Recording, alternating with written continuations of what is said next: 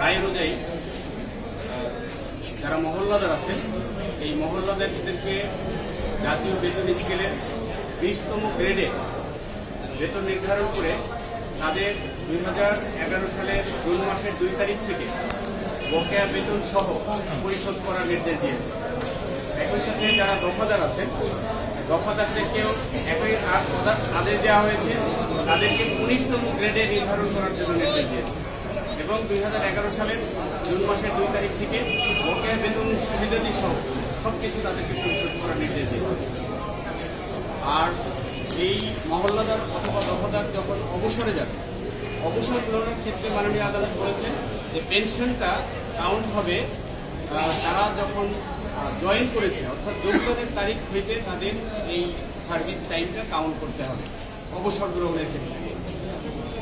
আর একটি বিশেষ নির্দেশনা দিয়েছেন, সেটা হলো 2020 সালের 17 মার্চ বাংলাদেশে মুজিব বর্ষ পালিত হবে। সেই মুজিব বর্ষ শুরু হওয়ার আগে এই রায়টি বাস্তবায়ন করতে হবে এবং বাস্তবায়ন করে আমাদের যে স্থানীয় সরকার মন্ত্রণালয়ের সচিব আছে তাদেরকে নির্দেশ দেওয়া হয়েছে আগামী বছর 17 মার্চের পূর্বে এই রায়টি বাস্তবায়ন করে অ্যাফিডেভিট ইন কমপ্লায়েন্স আকারে কোর্টে দাখিল করার জন্য। এবং মাননীয় আদালত একটি অবজারভেশন দিয়েছেন, জাতির জনক বঙ্গবন্ধু শেখ মুজিবুর রহমানের স্বপ্ন ছিল এই গ্রাম পুলিশ সহ সাধারণ মেহনতি মানুষকে সুযোগ সুবিধা দিয়ে তাদের বিষয়টি দেখতেন। তিনি সাধারণ মানুষকে নিয়ে রাজনীতি করেছেন।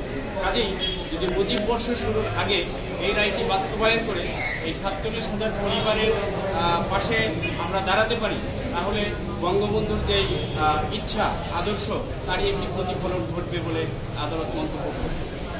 ঠিক আছে।